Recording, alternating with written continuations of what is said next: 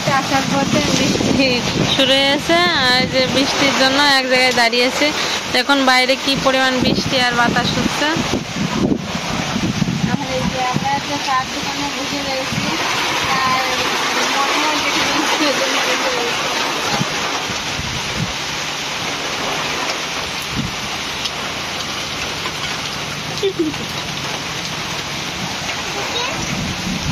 একদম রাস্তার ধারে বসে রয়েছি আমরা। প্রচুর পরিমাণে বৃষ্টি হচ্ছে, বাসা থেকেই বৃষ্টি হচ্ছে, তাও রিক্স নিয়ে বেরোয়েছি। মনে হলো যে বৃষ্টি থেমে গেল, আবার যা তাই।